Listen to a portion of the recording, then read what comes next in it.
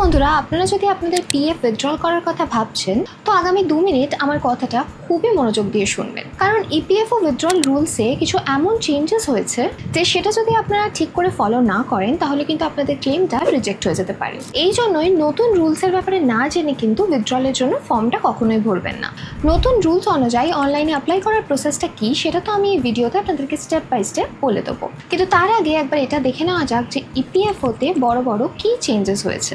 সব থেকে বড় রুল হলো যে এখন কিন্তু আপনি আপনার পিএফ অ্যাকাউন্ট থেকে 100% উইথড্র করতে পারবেন। আমি জানি যে মিডিয়াতে, হোয়াটসঅ্যাপ ইউনিভার্সিটিতে, এমনকি প্রতিটা জায়গায় আপনারা এটা পড়ছেন যে এখন কিন্তু পিএফ থেকে 100% উইথড্র করা যাবে না, কিন্তু এটার সাথে সাথে কিন্তু তারা আরও একটা কন্ডিশন লাগিয়েছে যে অ্যাকাউন্টে কিন্তু 25% ব্যালেন্স মেনটেন করাটা মিনিমাম দরকার। এই কনফিউশনটা এই কারণেই ক্রিয়েট হচ্ছে কারণ রুলসের টার্মস অ্যান্ড কন্ডিশনস না কেউই ভালো করে পড়েনি। যেই 100% অ্যামাউন্টের কথাটা বলা হচ্ছে না সেটা এলিজিবল অ্যামাউন্ট।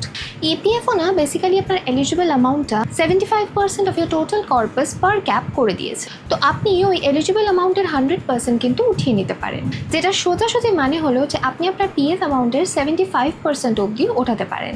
এটাই উইথড্রল রুলসের সব থেকে বড় চেঞ্জ। তো বন্ধুরা, এই চেঞ্জেসের আগে যদি আপনার পিএফটা উইথড্র করার থাকতো তো টাকাটা ওঠানোর জন্য কিন্তু আলাদা আলাদা রিজনের জন্য আলাদা আলাদা এলিজিবিলিটি ছিল। খুবই কমপ্লিকেটেড ছিল ম্যাটারটা। যদি আপনার বিয়ের জন্য আপনার টাকা দরকার হতো তো কম করে তো 7 বছরের সার্ভিসটা দরকার ছিল। যদি আপনার ঘর কেনার জন্য বা সারানোর জন্য পয়সা দরকার ছিল তো 5 বছরের সার্ভিসটা জরুরি ছিল। এডুকেশনের জন্য আলাদা রুলস আর মেডিকেল এমার্জেন্সির জন্য কিন্তু আলাদা রুলস। এখন নতুন নিয়ম অনুযায়ী কিন্তু এই সমস্ত কিছু শেষ হয়ে গেছে। ইপিএফও সমস্ত আলাদা আলাদা রুলসকে স্ক্র্যাপ করে একটা নতুন রুল বার করেছে। এখন যে কোনো রকমের পার্শিয়াল উইথড্রলের জন্য আপনাকে 12 মাস মানে 1 বছরের সার্ভিস হওয়াটা জরুরি। ব্যাস এতটাই, কোনো রকমের কনফিউশন নেই এবং ব্যাপারটা কিন্তু খুবই সহজ। এবার যে পরের নিয়মটা সেটা হলো যদি কারোর যে কোনো কারণেই চাকরিটা চলে গিয়ে থাকে তাদের জন্য কিন্তু ব্যাপারটা যথেষ্টই পেইনফুল। আগে যদি আপনার চাকরি চলে গিয়ে থাকতো এবং আপনি যদি 1 মাসের জন্য বেরোজগার থাকতেন তাহলেই কিন্তু আপনি আপনার পিএফ অ্যামাউন্টের 75% অবধি উঠিয়ে নিতে পারতেন। আর আপনি যদি 2 মাস অবধি বেরোজগার থাকতেন তাহলে কিন্তু আপনি আপনার পিএফ অ্যাকাউন্টের পুরো 100% অ্যামাউন্টে উইথড্র করতে পারতেন। পিএফ ব্যালেন্সটা উঠিয়ে নিয়ে আপনি আপনার অ্যাকাউন্টটা ক্লোজ করে দিতে পারতেন। পেনশনের পার্টটাও কিন্তু আপনি সেটেল করতে পারতেন। এখন নতুন রুল কিন্তু এই পুরো ব্যাপারটাকে বদলে দিয়েছে। আপনার চাকরি চলে যাওয়ার পরে আপনার পুরো পিএফ এর টাকাটা ওঠানোর জন্য কিন্তু আপনাকে 12 মাস মানে 1 বছর অবধি অপেক্ষা করতে হবে। পেনশন মানে ইপিএস এর অ্যামাউন্টটা ওঠানোর জন্য আপনাকে 36 মাস মানে পুরো 3 বছর অবধি অপেক্ষা করতে হবে। তো বন্ধুরা, এমনিতে তো আরও অনেক চেঞ্জেসই রয়েছে, কিন্তু উইথড্রল থেকে রিলেটেড কিন্তু এই 3টেই সব থেকে বড় চেঞ্জেস রয়েছে। তো বন্ধুরা, এটা তো কথা হয়ে গেল সমস্ত লেটেস্ট রুলসের ব্যাপারে। এখন পিএফটা কেমন করে ওঠাতে হবে সেটা ডিসকাস করার আগে দুটো ব্যাপারে একটু জেনে নেওয়া যাক। সব থেকে প্রথম হলো, যদি আপনার চাকরি করছেন 5 বছরের কম হয়ে থাকে, 5 বছর মানে 5টা continuous job years without any gap in between, মানে 5 বছরের কম যদি হয়ে থাকে আর আপনি যদি আপনার পিএফ এর অ্যামাউন্টটা উইথড্র করতে চান তাহলে কিন্তু আপনার এই উইথড্র অ্যামাউন্টের উপরে একটা ট্যাক্স লাগতে পারে। এই কারণেই বলছি কারণ পিএফ অ্যামাউন্টের উপর কিন্তু সেটা ডিপেন্ড করবে। যদি আপনার ইপিএফ ব্যালেন্স 50,000 টাকার কম হয় তাহলে কিন্তু কোনো ট্যাক্স বা টিডিএস কাটবে না, কিন্তু যদি আপনার ইপিএফ ব্যালেন্স অ্যামাউন্ট 50,000 এর থেকে বেশি হয় তাহলে কিন্তু 10% টিডিএস কাটবে। আর আপনি যদি উইথড্রর টাইমে আপনার প্যানটা মেনশন না করেন তাহলে কিন্তু 20% টিডিএসও কাটতে পারে। তো বন্ধুরা, উইথড্রর টাইমে কিন্তু ফর্মটা ঠিকঠাক করে ভরাটা খুবই জরুরি। কিন্তু আপনি যদি ফর্ম 15H বা 15G ভরে দেন, 15Gটা তাদের জন্যই যাদের বয়স 60 এর কম, আর 15H হলো সিনিয়র সিটিজেনদের জন্য। তো আপনার টিডিএস কিন্তু কাটবে না irrespective of the EPF balance you are withdrawing. দ্বিতীয় গুরুত্বপূর্ণ ব্যাপারটা হলো যে বন্ধুরা, আপনারা হয়তো জানেনই যে এখন পিএফে আপনি 8.25%-এর একটা ট্যাক্স ফ্রি ইন্টারেস্ট পাচ্ছেন। এটাই হয়তো সম্ভবত সব থেকে best interest option across all fixed interest platforms like FD. এখন তো অফলেট এফডির রেটও বেশ কিছুটা কম হয়ে গেছে রেট কাটসের পর। আপনারা হয়তো একটা ব্যাপার জানেন না যে চাকরিটা ছেড়ে দেওয়ার পরেও কিন্তু আপনারা 3 বছর পর্যন্ত টাকাটা পিএফে রাখতে পারেন, আর এটা কিন্তু সেম ইন্টারেস্ট রেট আর্ন করতে থাকবে। 3 বছর বাদে এটা বন্ধ হয়ে যাবে। আপনারা কিন্তু এই ইন্টারেস্টের একটা বেনিফিট নিতে পারেন 3 বছর বাদে। আপনাদের জব ছেড়ে দেওয়ার। তো আপনার যদি টাকার খুব দরকার না থাকে তাহলে আমি রেকমেন্ড করব যে ওই টাকাটাকে আপনি আপনার পিএফে রেখে দিন 2 থেকে 3 বছরের জন্য, কারণ বাইরে তো আপনি অতটাও ভালো ইন্টারেস্ট পাবেন না। তাহলে চলুন এখন অনলাইনে পিএফ উইথড্র করার প্রসেসটা একবার দেখে নেওয়া যাক। সব থেকে প্রথমে তো আপনাকে ইপিএফওর ওয়েবসাইটে যেতে হবে।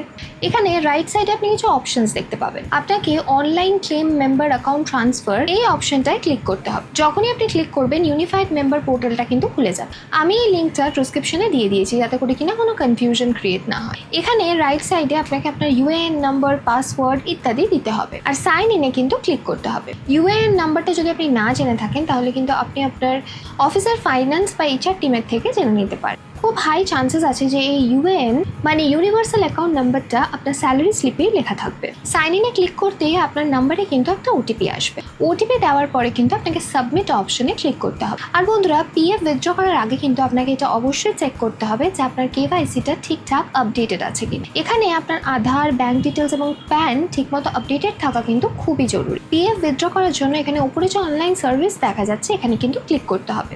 সেটা সিলেক্ট করার পরে কিন্তু ড্রপ ডাউনে 3 থেকে 4টে অপশনস দেখাবে। আপনি ফার্স্ট অপশন মানে অনলাইন ক্লেমটা ক্লিক করবেন। এখানে যখনই ক্লিক করবেন তখনই আপনাকে আপনার কেওয়াইসি ডিটেলস, সার্ভিস ডিটেলস, যেখানে ডেট অফ এক্সিটও মেনশন আছে, এইসব ইনফরমেশনগুলো কিন্তু ঠিক করে চেক করে নিতে হবে এবং আপনার ব্যাংক অ্যাকাউন্ট নাম্বারটা কিন্তু দিয়ে দিতে হবে। এখানে কিন্তু আপনাকে এটা খেয়াল রাখতে হবে যে আপনাকে কিন্তু সেই অ্যাকাউন্ট নাম্বারটাই দিতে হবে যেটা আপনার কেওয়াইসিতে আপডেটেড আছে। ব্যাংক অ্যাকাউন্ট এন্টার করে আপনাকে ভেরিফাইতে ক্লিক করতে হবে। এখানে নেক্সট অপশনে টার্মস অ্যান্ড কন্ডিশনসে ক্লিক করতে হবে। ভেরিফাই হয়ে যাওয়ার পরে আপনাকে প্রসিড ফর অনলাইন ক্লেমে ক্লিক করতে হবে। পরের স্ক্রিনে আপনাকে নিচে I want to apply for এই ড্রপ ডাউনে 4টে অপশন দেখা যাবে। এখানে যদি আপনি জব ছাড়ার পরে পিএফ এবং পেনশন ক্লেম করতে চান তো ফর্ম 19 এবং ফর্ম 10C কিন্তু রেলেভেন্ট। আর যদি জব চলাকালীনই আপনি পিএফটাকে অ্যাডভান্সে উইথড্র করতে চান তো ফর্ম 31-এ ক্লেম তো ক্লিক করতে হবে। আমি আপনাদেরকে ফর্ম 19-এর সাথে প্রসেসটা দেখিয়ে দিচ্ছি। বাকি অপশনের ক্ষেত্রেও কিন্তু প্রসেসটা একই থাকে। এই অপশনে ক্লিক করতেই আপনি ফর্ম 15G মানে এই ভিডিওতে শুরুর দিকে আমি অলরেডি বলেছিলাম যে আপনার যদি ইপিএফ ব্যালেন্স 50,000-এর থেকে বেশি হয় তাহলে কিন্তু 10% টিডিএস কাটবে। ফর্ম 15G বা ফর্ম 15F ভরলে কিন্তু এই টিডিএসটা কাটবে না। তো এখানে যদি আপনি 10% টিডিএস বাঁচাতে চান তাহলে কিন্তু আপনি ফর্ম 15G বা F আপলোড করতে পারেন। এরপরে আপনাকে আপনার অ্যাড্রেস এবং পাসবুক বা চেকবুকের স্ক্যান্ড কপি একটা ভরতে হবে, যেখান থেকে আপনার ব্যাংক অ্যাকাউন্টটা কিন্তু ভেরিফাই করা হবে। তো বন্ধুরা, এটা কিন্তু চেকটা ভরার একটা ইনস্ট্রাকশন, এটাকে কিন্তু অবশ্যই ভালো করে পড়ে নেবেন। এখানে কিন্তু বেশ কিছু মানুষজনের অ্যাপ্লিকেশন রিজেক্ট হয়ে যায়। এই দুটো ভরে নেওয়ার পরে কিন্তু আপনাকে গেট আধার ওটিপিতে ক্লিক করতে হবে। ওটিপি দিয়ে আপনাকে ভেরিফাই করে দিতে হবে। ব্যাস, এখানেই প্রসেসটা কমপ্লিট হয়ে যায়। আপনার ক্লেম ট্র্যাক করার জন্য আপনি অনলাইন সার্ভিসে ট্র্যাক ক্লেম স্ট্যাটাসে ক্লিক করতে পারেন। সেখানে আপনি সমস্ত ডিটেলস দেখতে পাবেন। একটা কথা খেয়াল রাখবেন, এখন কিন্তু আমরা পিএফ উইথড্রলের জন্য ফর্ম 19 ভরেছি। এখন পেনশনের জন্য কিন্তু ফর্ম 10টা আলাদা করে ভরে ভেরিফাই করতে হবে, আর সেটার জন্য কিন্তু আপনাকে সেম প্রসেসটা আবার রিপিট করতে হবে। সেই অনলাইন স্ট্যাটাস ট্যাবে ক্লিক করে ফার্স্ট অপশন অনলাইন ক্লেমে ক্লিক করতে হবে। আপনার ব্যাংক অ্যাকাউন্ট নাম্বারটা দিয়ে ভেরিফাই করতে হবে। পরের স্ক্রিনে আই ওয়ান্ট টু অ্যাপ্লাই ফরে গিয়ে ফর্ম 10C সিলেক্ট করতে হবে। নিচে তারপরে সেম প্রসেসটা কিন্তু রিপিট করতে হবে। সেম অ্যাড্রেস দিয়ে আপনাকে চেক আপলোডে ক্লিক করতে হবে, আর তারপরে আবার আধার ওটিপি দিয়ে ভেরিফাই করতে হবে। এখন বন্ধুরা, এই প্রসেসটা কমপ্লিট করার কিছু দিনের মধ্যে বা 1 থেকে 2 সপ্তাহের মধ্যে আপনি ইপিএফও থেকে কিছু না কিছু আপডেট তো অবশ্যই পেয়ে যাবেন। আর আপনি যদি পুরো প্রসেসটা ঠিকভাবে ফলো করে থাকেন তাহলে অবশ্যই 1 থেকে 2 সপ্তাহের মধ্যে কিন্তু পুরো ভেরিফাই হয়ে টাকাটা আপনার ব্যাংক অ্যাকাউন্টে চলে আসবে। আর যদি কিছু গ্যাপ হয়ে থাকে তাহলে এরর চলে আসবে উইথ প্রপার এক্সপ্লেনেশন। তো বন্ধুরা, ভিডিওটা ভালো লাগলে অবশ্যই একটা কমেন্ট করে দেবেন। আমাদের টিম কিন্তু খুবই পরিশ্রম করে আপনাদের জন্য এই ইনফরমেশনগুলো কালেক্ট করতে। তো ভিডিওর নিচে অবশ্যই একটা কমেন্ট করে দেবেন যে this is the best video on PF withdrawals. এতে আমরা আরও বেশি মোটিভেশন পাই।